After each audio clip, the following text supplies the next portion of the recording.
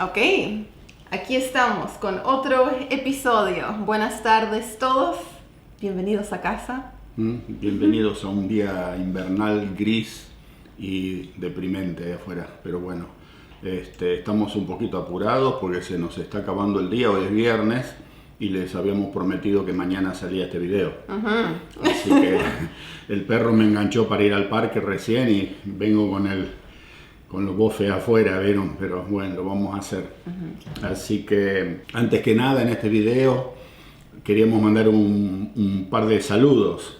Hay un muchacho que nos escribe de México y nos cuenta que su abuelito es un súper fanático del canal y se ha vuelto fanático, parece ser, de todo lo que es argentino, desde la comida, las historias, quiere saber más y nos pidió si le podíamos mandar un saludo. Así que lo vamos a hacer ahora. Andrés Herrera, de Querétaro. Okay. Así que Andrés Herrera, un gran saludo para usted, gracias por seguir el canal y estar tan interesado en todo lo que es argentino, creo. Algún día que pasemos por México lo vamos a ir a visitar. Y también hay un par de abuelitos de Argentina que son fanáticos del canal y nos ha pedido su nieta o su hija, a ver si les podemos hacer una mención, y ellos son Mónica Martino y Daniel Acosta. ¿Okay? Saludos Hola, para ellos también. Desde Canadá. Sí, y ya que estamos, le mando un saludito también a Consuelo Saldana. Ella es de Tijuana, que también siempre ve y comenta. Y bueno, estos tres nomás, porque si no nos alcanza el video y para tal saludar. vez un saludo para tu tía, que también siempre mira en Buenos Aires. Sí, mi tía, la tía Lilia. Ella siempre la recordamos y siempre nos mira, y a los primos y todos los que están por aquel lado. Bueno, entonces ahora seguimos con el tema. Ok, ¿Qué? el tema, las historias. ¿A dónde estábamos con el tema? Con el tema, ok. En el último video hablaste un poco sobre cómo empezaron una obra, una construcción. La construcción en Córdoba. Del hotel. Pero ustedes todavía vivían en Montreal. Sí. No, ya. El tema es de que mucha gente está comentando en el video, en el último, no vengan a la Argentina a invertir dinero, ni se les ocurra, es una locura. Pero yo les estoy contando algo que sucedió empezando en el año 84. Yeah. O sea que ya es tarde, muchachos. Ya ocurrió, esto ya pasó. Ya se hizo. Y también muchos se preguntarán cómo, estando en Canadá, en un país tan lindo, tan estable, tan distinto, se les ocurre ir a meterse allá en la Argentina. Pero bueno, todo depende. Nosotros ya veníamos con un buen trajín atrás nuestro, cansados, y fue una decisión que no se tomó a la ligera, ¿vieron? Anduvimos en Canadá buscando a ver en qué otro negocio, qué podíamos hacer. Estando en bancarrota era poco y las sumas de dinero que se necesitaban eran siderales. Habíamos averiguado, por ejemplo, para poner un McDonald's. Y hablando con la gente de McDonald's nos dicen, sí, no hay problema para poner una concesión, una franchise que le llaman aquí. Y nos dicen, pero ustedes tienen que contar con un mínimo de $1 millón y no en propiedades o en autos o en efectivo. Dinero, esa es la inversión que tienen que poner ustedes para poder tener una concesión de McDonald's. Y en esa época $1 millón era bastante. Estamos hablando de aquella, a comienzo de los años 1900, de la década del 80. Yeah. O sea que ellos después construían todo el lugar y le daban la concesión y tenían un área privilegiada donde ningún otro restaurante McDonald's se podía construir. En fin, ustedes saben cómo funciona. Después miramos también unas cafeterías que se llamaban Alban Hut. Okay. Esas pedían como $175,000. Anduvimos averiguando franchises de pizzerías, en fin, algo, pero no había forma, no se podía, era demasiado el dinero. Entonces llegó el momento que nosotros nos encontramos en la disyuntiva, ¿vieron? Entre la espada y la pared. ¿Qué hacemos? Como ya les dije, nos quedamos aquí en Canadá trabajando o tratamos de hacer otra cosa en algún otro país. Como ya les digo, en aquella época Canadá, la economía, Estados Unidos estaba muerta, no se movía, eran patos muertos en el agua. Y curiosamente se produjo el fenómeno de que América Latina con ese despertar de las democracias, porque todos los países empezaron a salir de las dictaduras y a caer en democracias y empezó a crecer.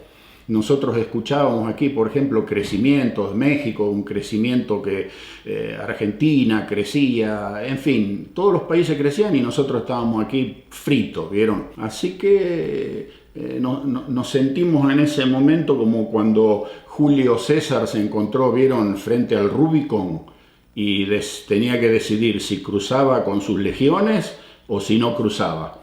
Y nosotros estábamos en la misma situación, nos quedamos en Canadá o nos arriesgamos y nos mandamos la quijotada y tratamos de hacer algo por allá abajo y ver de que si sale bien, era bien muy merecido, porque la calidad de vida hubiese podido ser siempre muy superior. Tal vez no tanto en tranquilidad y en estabilidad, porque ustedes ya saben cómo es, los países nuestros, todo, de México hacia abajo, están siempre convulsionados, revueltos,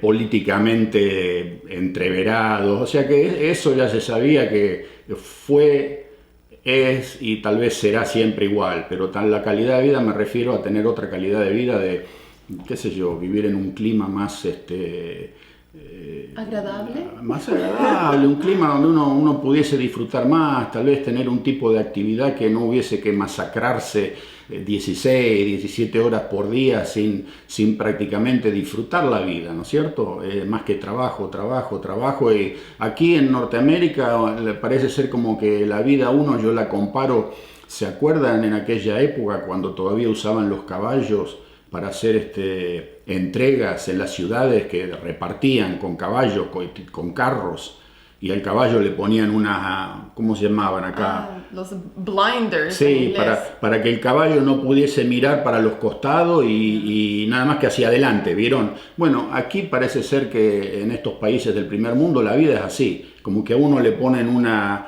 de esas... ¿cegueras? Sí, no sé cómo se llaman, y usted solo puede mirar para adelante, y adelante va uno, vieron, sentadito atrás del carro, y con un palo largo, con un hilo y una zanahoria colgando, y te dice, dale que si va más rápido la alcanzás, metele, apurate más que la podés llegar, ¿viste? Y ahí siempre tratando de mordisquear la zanahoria y en el interín se pasa la vida. Así que bueno... ¿qué hicimos? Fue decir también, como dijo Julio César en latín, alea iacta est, ¿okay? Que eso significa los dados han rodado, o en otras palabras, la suerte está echada. Una vez que tomamos la dirección, la suerte está echada y no nos íbamos a volver atrás.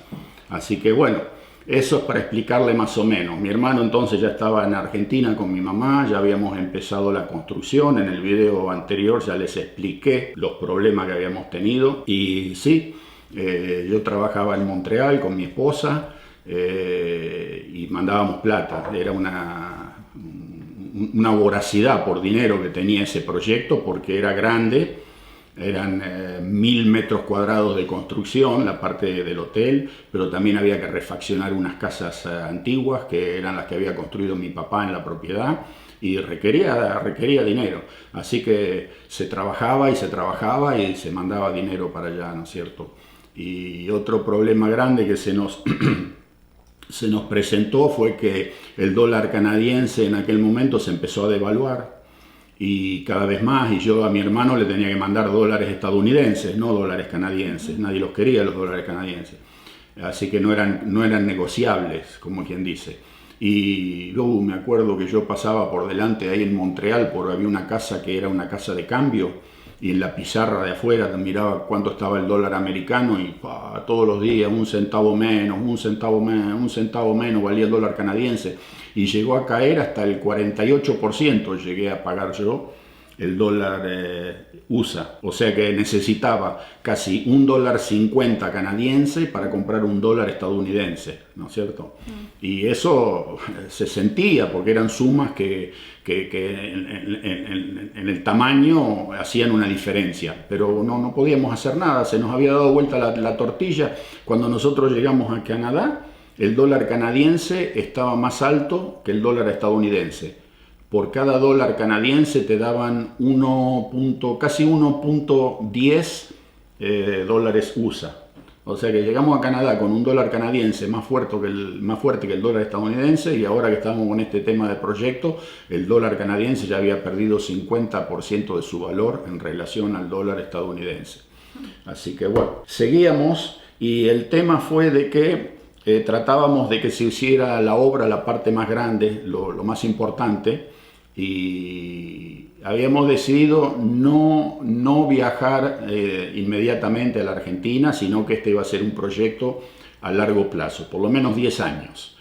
Entonces sí, en el interín habíamos decidido que también queríamos formar la familia con mi esposa y queríamos que los chicos nacieran en Canadá, que tuviesen, a pesar que pueden tener la ciudadanía si nacen en otros países, pero no queríamos ir a través de todo ese problema de papeleos, y aparte queríamos tener el tema de que aquí la medicina está toda cubierta por el Estado, o sea que nazcan aquí, no hay ningún costo para dar a luz o tener un hijo en un hospital.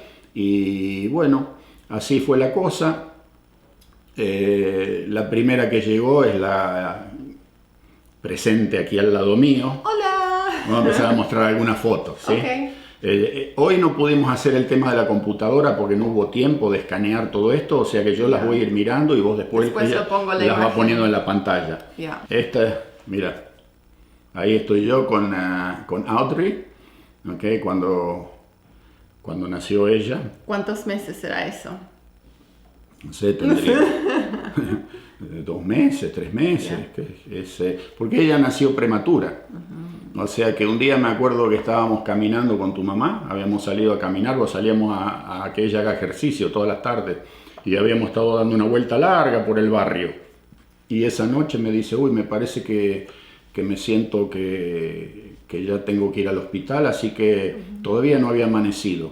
La subí al auto, la llevé al hospital, y llegó al hospital y el médico le dijo, menos mal que llegó porque ya estaba la cabeza casi afuera. Vos te querías... Me gusta llegar temprano. Me gusta llegar temprano, ¿vieron? Y sí, nació, pero todavía faltaba tiempo para que nazcas vos. Y entonces, como nació prematura, le dijeron, bueno, va a tener que quedar en un incubador. Y estuviste como 2 semanas, creo, 2 o 3 semanas en la incubadora. Yeah. Y por supuesto, mi esposa se fue a casa y la teníamos que ir a visitar. Todos los días pasábamos bastante, más que nada mi esposa, porque yo trabajaba, pero después del trabajo pasaba siempre ahí, nos juntábamos y había que darte de comer. Y no había forma, no querías comer. Vos, te dábamos unos biberones chiquititos así y te lo metían en la boca y pegabas 2 chupaditas y parabas y te quedabas dormida. Y la enfermera nos decía, agárrenle en el pelito de aquí y tironéele un poquito así para despertarla y que siga tomando, ¿no? Y sí, fue difícil porque la habían metido en una de esas máquinas de vidrio, una incubadora, y te habían puesto, creo que una sonda acá en la cabeza para darte, no sé, suero, no sé qué, y te habían puesto una luz especial porque vos naciste con jaundice. Jaundice, no sé cómo será en español. No sé cómo, cuando nacen amarillentos los necesitan una luz y para que se les vaya todo eso. Así que bueno, llegó a casa y ella fue la primera, ¿no es cierto? Y después llegó, acá está Ashley, la segunda. Ya la han conocido también ustedes, la que tiene el canal cristiano, la que está viviendo a 1 hora de distancia aquí. Llegó Ashley. Y sí, con Ashley fue difícil la cosa porque ella nació con un problema de, según nos dijo el médico, de que su sistema digestivo todavía no estaba formado al 100%. O sea que este bebito lloraba día y noche. No paraba, pero un llanto como con dolor. Y fuimos a ver un especialista y nos dieron para llenar un formulario, nos dice con lapicero azul cuando está despierta, con rojo cuando llora. Y cuando volvimos al médico y le llevamos, es como un chart, como un gráfico era, ¿no? Y cuando se lo llevamos, él dice, ustedes se equivocaron, les dije que con azul cuando se siente bien y con rojo cuando llora, porque el gráfico era todo rojo, ¿vieron? Dice, ¿cómo puede ser? Estos son prácticamente las 24 horas, y decimos, sí, llora y no para y con dolor. La poníamos arriba de la máquina secadora de ropa en un Moisés y prendíamos la máquina a ver si la vibración le ayudaba. Le dábamos tecito de anís que decían que ayudaba con los gases. Yo la sacaba a pasear en el auto, en el asiento atrás del asiento trasero, y como era un diésel y hacía un poco de ruido y se movía a ver si la vibración, no había forma. Fueron como 4 meses, una cosa desesperante, no se podía dormir, no se podía descansar, la madre quedó liquidada porque había que atenderla y estaban las dos ya, ¿no? Así que... ¿Y los vecinos qué decían? ¿Se quejaban o...? Sí, había dos vecinas, porque vivíamos en un apartamento y había 2 vecinas que vivían al lado y claro, nos tocaban la pared, son paredes de cartón aquí, vieron, y constantemente, pum, pum, pum, pum, nos golpeaban la pared porque la criatura lloraba y ¿qué podíamos hacer nosotros? Así que al 4.º mes creo que fue de un día para otro, ¡paf! Así como había empezado, ahí se cortó y nunca más tuvo problema de ningún tipo. Son esos chicos que les llaman cólicos, ¿viste? Coliqui, ¿no? Cólicos. Después apareció la tercera, aquí están las 3 juntitas en el suelo, en la alfombra, la del medio, Arielle. Llegó ella también y ya bueno, estaba la familia formadita. Al mismo tiempo íbamos de vacaciones, trabajábamos, pero por supuesto nos tomábamos las vacaciones, más que nada los meses de invierno, para cortar un poco esa brutalidad del invierno de Montreal, ¿no? Íbamos, aquí tenemos fotos de cuando estuvimos primero con vos, no estaba ninguna de las otras y habíamos ido a Guadalupe, una isla francesa en el Caribe, y nos fuimos 2 semanas a tomar vacaciones. Aquí te estás bañando con tu papá. En el mar. Un hermoso mar, el mar Caribe, ¿vieron? Ahí se hablaba francés porque por supuesto es una dependencia de Francia, ¿no? Aquí también en la tardecita, caminando por la playa. Ella usaba pañal todavía y en cuanto llegábamos a la playa, la playa donde íbamos se llamaba la plage de Racine Claire, la playa de las raíces claras, no sé por qué el nombre. Y ella ni bien llegaba a la playa, lo primero que hacía era... ¿Yo me lo sacaba? Se sacaba el pañal y despacito se iba caminando para el agua, a meterse al mar, ¿no? Vos solita te lo sacabas. Y cuando salías, después hay más fotos, ya les vamos a mostrar más. Cuando salías, te agarrabas mi t-shirt, mi camiseta, y te la ponías. Pero como era tan larga, te tapaba hasta los pies. Era un vestido, parecía. Y así le gustaba. Mira, acá es cuando íbamos al supermercado. Habíamos alquilado un apartamentito y nos cocinábamos nosotros. Con la bebé decíamos un hotel es más, qué sé yo. O sea que íbamos todas las tardes a comprar en el supermercado. Y aquí está ella llevando un baguette, uno de esos panes que comen los franceses, esas flautas largas, y mira, el baguette está doblado, pero es más alto que vos. ¿Lo ves?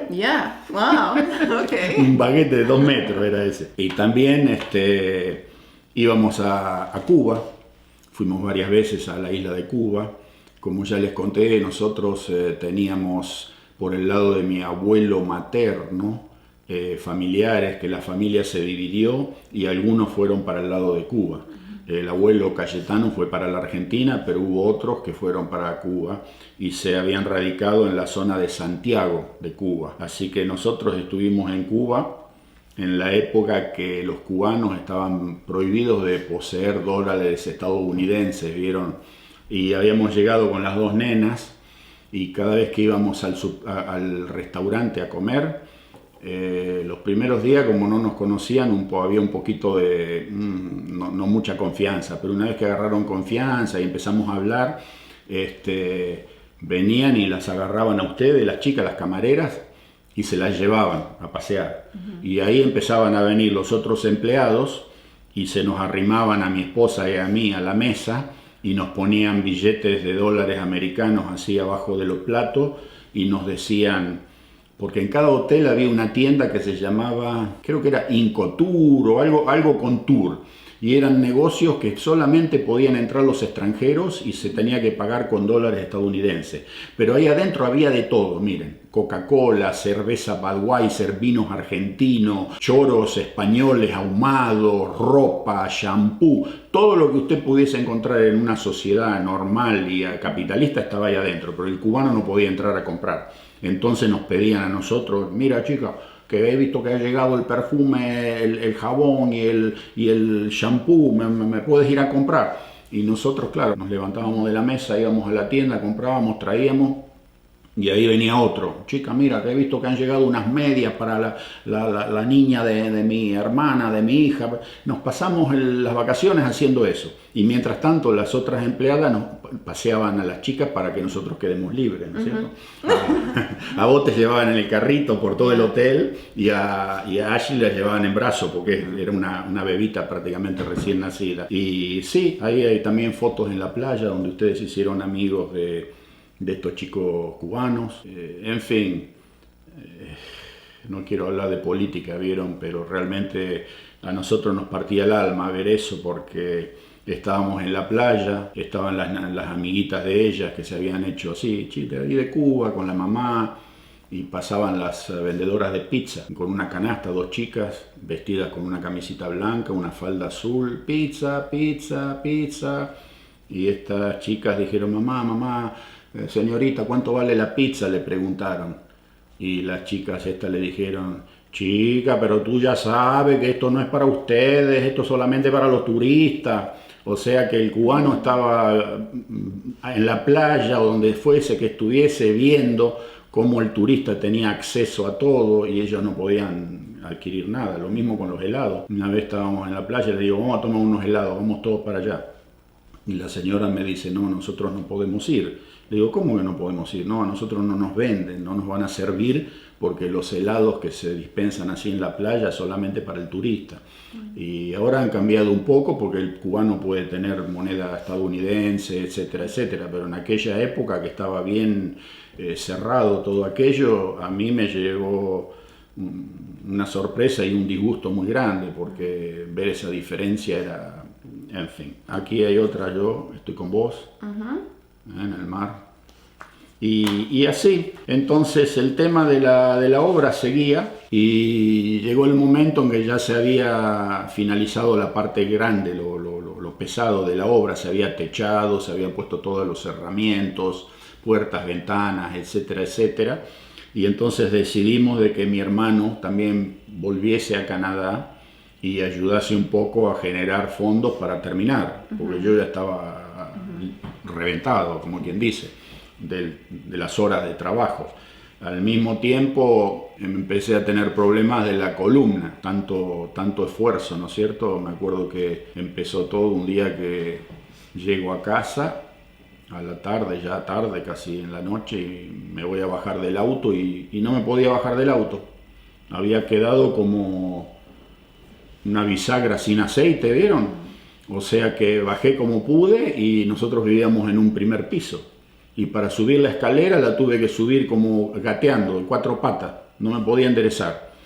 Y por el problema de las lumbares, ¿vieron? Así que bueno, médicos, pastillas relajantes musculares, antiinflamatorias, todo el proceso, pero ¿qué pasaba? Que era un problema de discos y se habían gastado los discos y estaban las vértebras ya tocando hueso con hueso y el médico me dice, mire, la actividad que usted hace de estar todo el día sentado es lo peor que puede hacer para este tipo de condición, ¿no es cierto? Así que va a tener que empezar a buscarse otra actividad y otra vez. Así que bueno, seguí trabajando, no le di mucha pelota, ¿vieron? Y cada vez los ataques esos lumbares eran más seguidos. Y el problema era que cada vez me tiraban a la cama por más tiempo.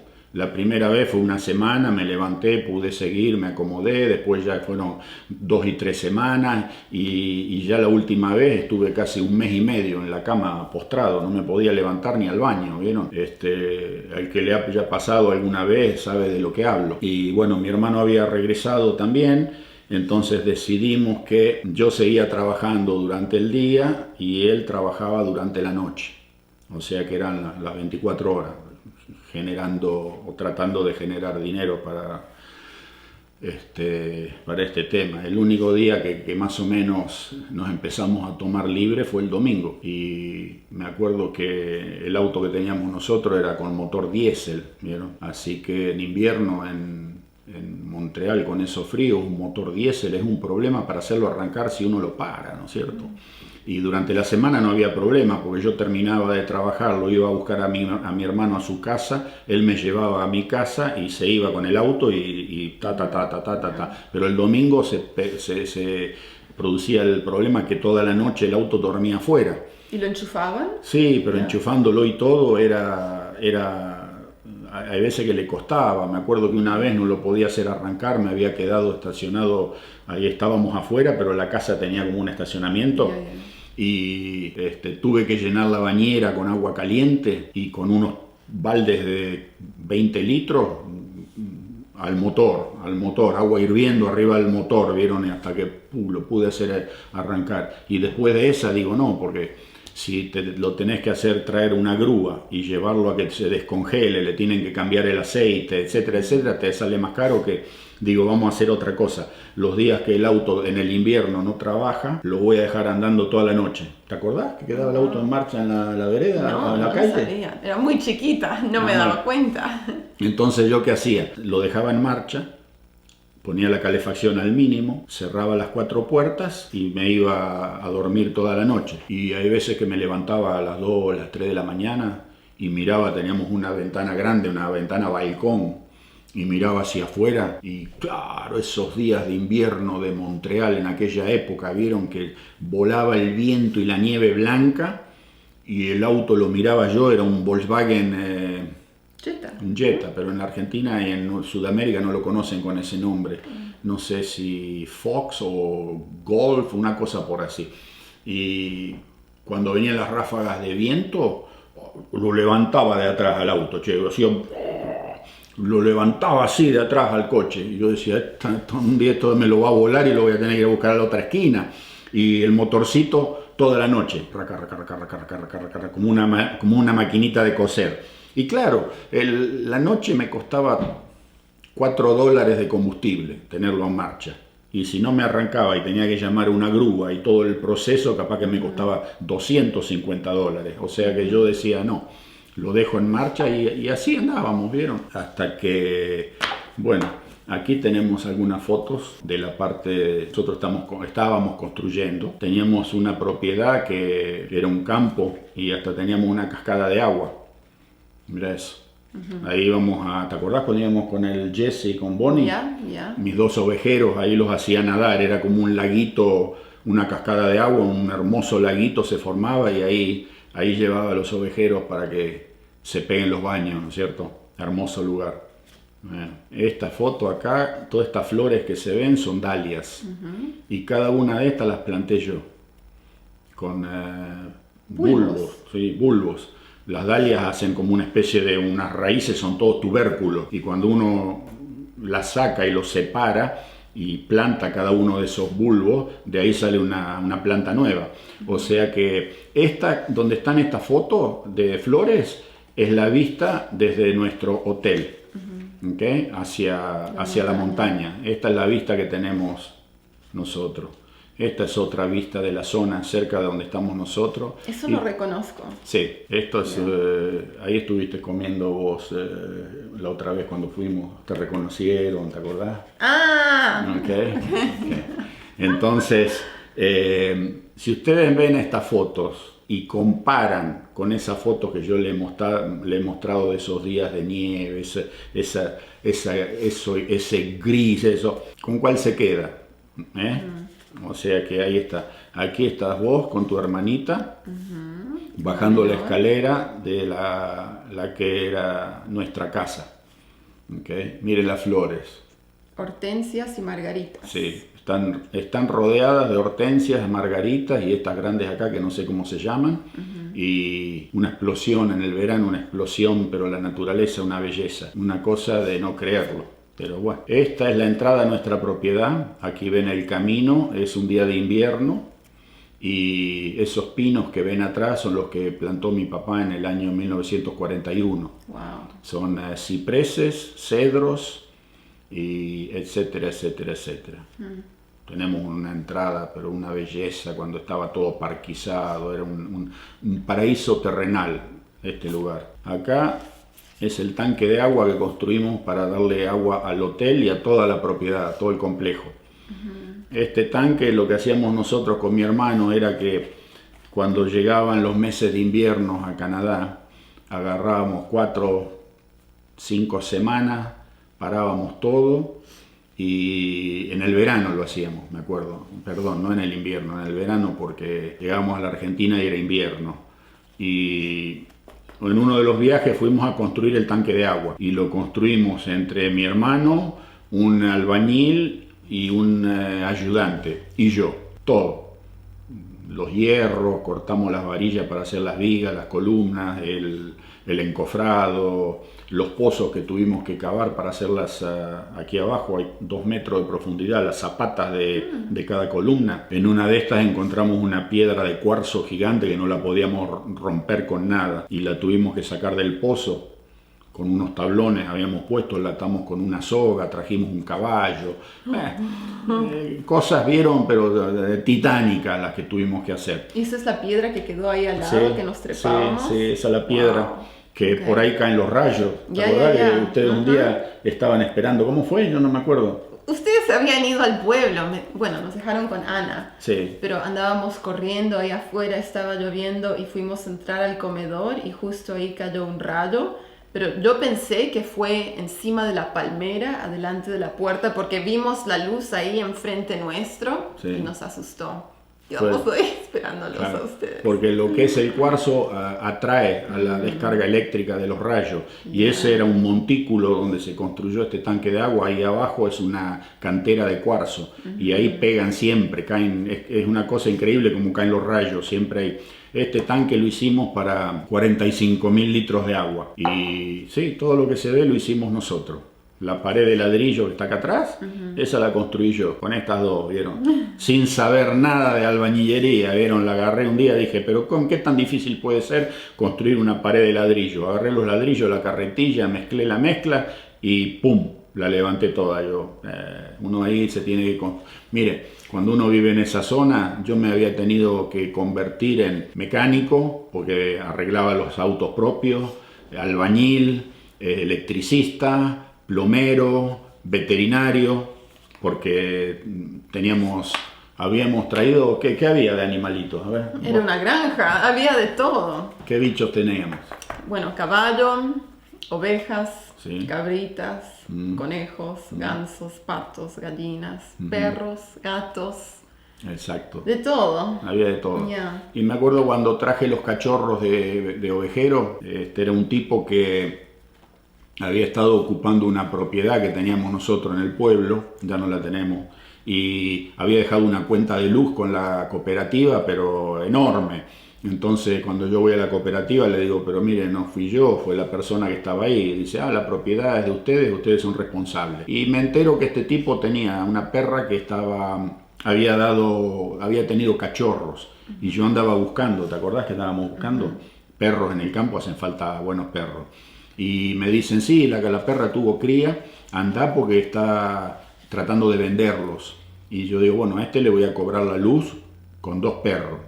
Y cuando llegué y los vi, dije, sí, eran bastante buenos, 80% de raza eran. Y le digo, bueno, vamos a hacer una cosa, vos me dejaste un choclo de luz ahí, yo me voy a llevar 2 cachorros de estos. Sí, no hay problema, don, me dice, pero todavía le faltan como 2 semanas o 3 hasta destetarlos de la mamá.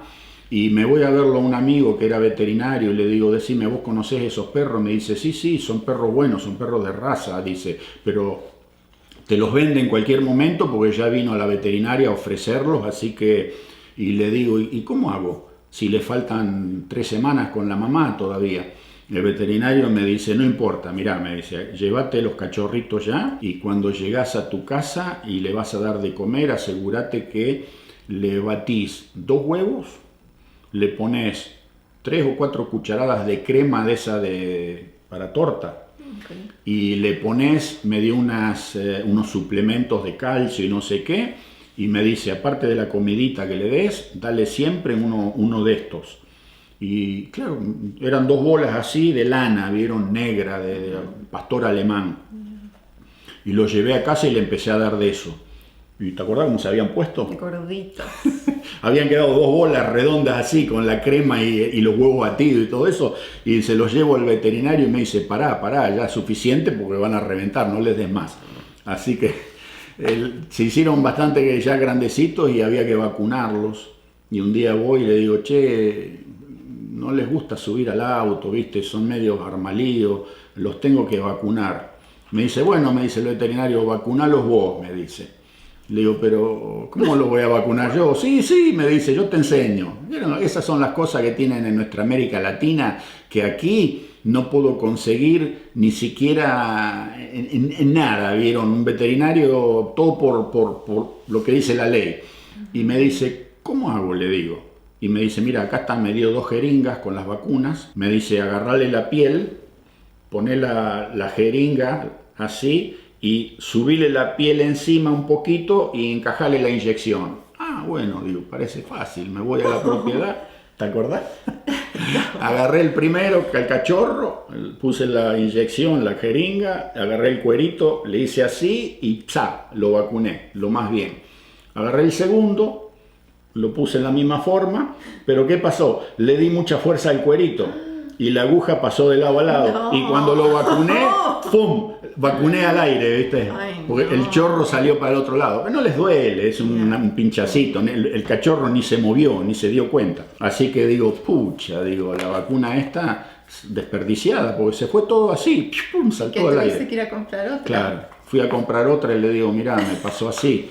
Me dice, no, tenés cuidado de no darle muy fuerte al cuerito porque tiene que quedar la aguja entre cuero y cuero. Yeah. ¿No es cierto? Es como un doblez del cuero que le haces así. Y bueno, esa la recibió bien, así que veterinario. Una vez se me envenenaron los gansos porque el lugar donde comprábamos la comida para los gansos parece ser que usaban ¿cómo se llama esto? Para matar las... ¿Herbicida? ¿Pesticida? Un pesticida. Un gametzán, creo que le dicen, para matar los gorgojos, no sé qué es lo que hay en los granos, y los ratones, no sé qué. Y parece ser que la comida que salía de ese lugar salía bastante envenenada. Y los gansos se me envenenaron todos y voy al veterinario y le digo, ¿qué hago? Mira, tenía 6 gansos, los habíamos criado de chiquititos también. No, me dice, están envenenados, los vas a tener que tratar. Y también inyecciones en el muslo y unas pastillas y los salvé a todos. Así que como ven, el hombre de campo tiene que estar dispuesto a... Bueno, tanque de agua quedó terminado y yo les conté ya en otros videos de que nosotros tenemos un pozo. ¿Se acuerdan en el video donde les cuento del motorcito que había que hacerlo arrancar con una manija? ¿Qué video es ese? ¿El de las empanadas? Fue hace tiempo, bueno, pero sí, contaste la historia. Que te podía quebrar un brazo porque era un motorcito a explosión y era el que hacía funcionar la bomba y largaba el agua para la torre de una de las casas, ¿no es cierto? Entonces lo que hicimos ahora fue poner una bomba al fondo del pozo, uno de esos cilindros, y cancelamos todos los sistemas que le daban agua previamente a las 2 casas y le empezamos a dar agua a todo desde el tanque ¿no es cierto? Eran, miren, kilómetros de cable parecía que uno tenía que comprar, porque el pilar de entrada de luz está como a... ¿Cuántos metros habrá de la casa a la entrada de la propiedad? ¿200 metros? Por lo menos. Como a 200 metros. Y hacía falta ese cable azul trifásico, que es el que se entierra, ¿vieron? Carísimo era, no me acuerdo cuánto valía el metro, que eran, no sé, eran $4.50 el metro de cable. O sea que cada paso era tener que comprar en cantidades prácticamente industriales ya. Y de la entrada los cables iban hasta aquí abajo del tanque de agua y de aquí del tanque de agua hasta el pozo, que eran otros 200 metros. Así que, qué sé yo, 500 metros de cable, vieron, subterráneo. Lo mismo con los caños plásticos, esos caños de 2 pulgadas, de 1,5 pulgadas, para traer el agua. Era una cosa, pero importante, seria, era un proyecto grande, masivo, ¿no? Y bueno, aquí hay una foto que les muestro. Esto está visto desde atrás, ¿okay? Estoy preparando la bajada, supuestamente por donde tenían que bajar los automóviles, ¿no? Y ahí donde estoy parado en esta foto había una tremenda piedra. no la tratamos de sacar a fuerza de masa y de pico y no hubo forma. Entonces le digo al que me traía la carne, al amigo al carnicero, ¿te acordás que traía la carne? A caballo venía, un tal Ceballo. Okay. Bueno, y le digo, él me podía conseguir cartuchos de dinamita. Y le digo, necesito un cartucho porque tengo que volar una tremenda piedra que está ahí justo en la bajada hacia donde estamos abriendo para el hotel, ¿no? Sí, no hay problema, me dice. Y me trajo también el barreno para hacer el agujero, me lo prestó. Y sí, le hice el agujero a la piedra, ¿vieron? Le puse el cartucho, fulminante, la mecha, todo, le até un hilo por si no reventaba para poder sacarlo, viste, sin arrimarme a la piedra, porque ese es el peligro más grande cuando no revienta un cartucho. Y me acuerdo que le metí fuego a la mecha y pegó una explosión que saltaron piedras, pero para todos lados, viste, ya les había avisado a todos, cuidado que voy a prender un cartucho de dinamita a los que andaban por ahí, y quedó el pozo. Eso que se ve es el pozo que quedó, que lo estoy nivelando para que se pueda caminar ahí y bajar sin problema. No quedó nada, la hizo pelota. Esta es una foto de una de las habitaciones cuando estaban amuebladas, lindas ya, para todas con baño privado, ¿vieron? Así que... Y aquí hay dos fotos de cuando llegó mi papá y compró esa propiedad. Fíjense en la desolación que había en esa zona. Mirá. Nada, pelado. La tierra era pelada. Mirá. No había nada, no había un árbol, no había, pero absolutamente nada. Una desolación total. Ahí está. Y esta, bueno, esta es la foto del bosquejo del hotel. Fotos del hotel todavía no les voy a mostrar, de la fachada y todo eso, ¿vieron? Más adelante les vamos a mostrar. Pero esto fue lo que se construyó, básicamente. Y bueno, así que estas las vamos a ir A escanear. escaneando y mostrándolas. Son las 20 para las 6 de la tarde y queremos que esto salga mañana, ¿no? Yeah. Lo van a ver mañana al mediodía. ¿Qué más le quería decir?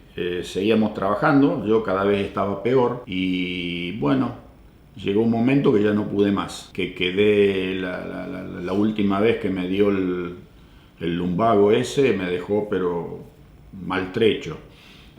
Todo tipo de exámenes médicos y el resultado era siempre el mismo: lo que usted tiene no tiene cura. No hay tratamiento para eso, digamos, porque el problema era que se habían gastado, lo que yo tenía era algo que se llama degeneración de disco. O sea que los discos se habían ido gastando y ya empezaban a tocar los huesos con los huesos. Y eso hacía que agarraran el nervio ciático y todo lo que anda por ahí, ¿vieron? Y lo inflamaba, y ahí es donde se largaba el ataque ese de ciática, ¿vieron? De lumbago ciática, no sé cómo lo llaman en español. Los músculos de la espalda, y al detectar la inflamación, ¿qué es lo que hacen? Se contraen y tratan de alejar la columna de donde está el foco de inflamación. Y ahí es cuando te quedas que no te podés mover, porque la fuerza que tienen los músculos de la espalda en un ser humano es una cosa increíble. Mire, parece que fueran cables tensados, no músculos. El dolor era algo imposible. O sea que seguir trabajando así era buscarse terminar en una silla de ruedas. La situación había quedado de que el plan había sido que venía mi hermano a Montreal y me iba yo con mi familia a continuar el proyecto. Ahora cambiábamos los roles, digamos, ¿no es cierto? Él venía aquí, trabajaba, generaba, mandaba para allá, y yo allá iba haciendo las terminaciones. La habíamos dejado a mi mamá a cargo.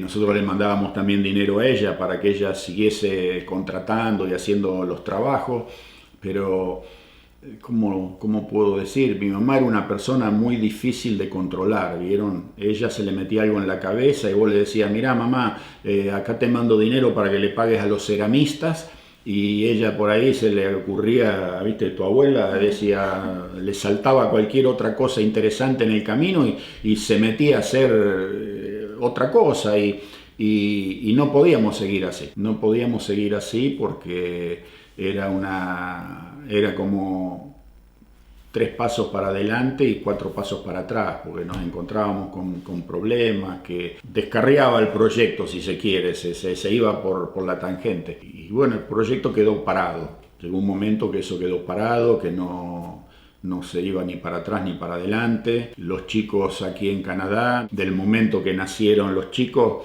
en este país es como una bomba atómica, ¿viste? En un matrimonio que los dos están trabajando, generando, que la cosa va sobre rieles y bien engrasada, porque el problema que hay aquí, o que había en aquella época, hoy en día no lo sé muy bien cómo funciona, pero en aquella época el daycare, o en español cómo vendría a ser, cuando una persona trabaja y tiene que dejar en un lugar que le cuiden los chicos, era carísimo.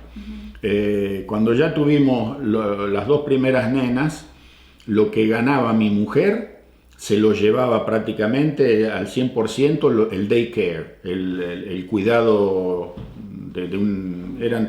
son como maternales, ¿vieron? Nidos, no sé cómo lo llaman en español, donde la gente que trabaja lleva a sus hijos y los deja ahí todo el día para que se los cuiden y después del trabajo los pasan a buscar, antes de que tengan edad escolar. O sea que son todos niñitos menores de 5 años los que están ahí.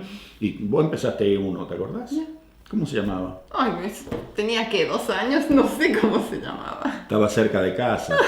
Me acuerdo que una vez hicieron una obra teatral que te habían puesto una bandana, ¿verdad? Ah, ya. ¿Te acuerdas de eso? Ya, me acuerdo porque no sabía qué estaba pasando y creo que ni siquiera bailé en esa obra. Sí, y creo que hablaban en inglés o en francés. No, eso era en francés. En francés, sí. Yeah. Y cuando nos encontramos que lo que mi esposa ganaba, pagar el daycare, o sea, las guarderías, necesitaba un vehículo para ir a trabajar porque donde ella trabajaba era un área industrial y había muy poco medio de transporte, o sea que necesitaba el vehículo. Ella era secretaria ejecutiva, o sea que necesitaba vestirse acorde al trabajo y a lo que hacía. Los almuerzos, salían a comer, que hoy es el cumpleaños que mañana festejamos acá, que vamos al restaurante, que vamos... o sea que de ese salario no quedaba nada. Y entonces tomamos la decisión de que ella se quedaba en casa, a criar a las 3 hijas, a las 2, a las 3, bueno... O sea que ahí se cortó un salario de mi esposa y se puso la cosa bastante complicada. Y bueno, entonces decidimos que aparte estas criaturas vivían enfermas. Una vez que empezaron la maternelle, ¿vieron? Y los chicos van ahí en invierno, los famosos los virus. Que la garganta, que el oído, que esto, que el otro, vivían con fiebre, vivían tomando antibióticos. Uno abría la heladera en mi casa y habían los antibióticos para niños, son todos con sabor de fruta. Es como una especie de un jarabe con sabor de fruta, y había de banana, había de uva, había de frambuesa, de los colores habido y por haber, porque si no estaba enferma una, estaba enferma la otra, y empezaba el contagio en casa. Yeah. ¿Okay? Se habían puesto flaquitas como pajaritos, y que los vómitos y la fiebre. Okay. ¿Te acuerdas lo que era? Contar sobre los vómitos. No, pero es una de las razones por las cuales también a nosotros nos obligó a tener que tomar una decisión, porque llegó el momento que vos comías 2 fideos y los vomitabas. Okay. Y hasta estuviste internada en una noche, te tuvimos que llevar de urgencia. Me acuerdo, sí. ¿Te acordás? Así que dijimos, bueno, si nos quedamos aquí, para hacerla corta, estos no van a sobrevivir, porque de la forma en que vamos están siempre enfermos, ¿sí? Se están criando debiluchos y no están disfrutando. Vivíamos encerrados, en el invierno se pasaban mirando, ¿te acordás? En aquella época estaban las videocaseteras, los VHS, íbamos a la librería pública, a la biblioteca pública, y traíamos los de Walt Disney, se los vieron todos. Se pasaban horas ahí delante del televisor, así, acostadas en la alfombra, mirando videos nada más, ¿vieron? Y bueno, entonces tomamos la decisión de que, bueno, había que terminar el proyecto, y decidimos que con mi esposa y mis hijas nos íbamos a la Argentina. ¿okay? Ya. A terminar todo aquello, y supuestamente mi hermano me iba a seguir mandando fondos para que yo pudiese lograrlo, y bueno, terminamos aquí. ¿Cuánto vamos? Ya hemos llegado a 1 hora, Bueno, así que... eso es que el próximo paso les voy a contar cómo fue la mudanza de Canadá a la Argentina. A la otra punta del mundo. Sí, no solo a la otra punta del mundo, sino que todo lo que sucedió en el proceso. Vieron que también es para pensarlo, y es para que la gente se dé cuenta también de más o menos lo que es no solo Argentina, sino nuestra América Latina, ¿vieron? A eso se pone interesante ahí. Y sí, el próximo fin de semana va a salir el otro, ¿cuándo? Así que los dejamos con esta, y ya los mantenemos al corriente de lo que sigue. Viene. ¿Ok? Así que los dejamos por ahora y vamos a tomar un cafecito. Ok. ¡Tará! Chao a todos.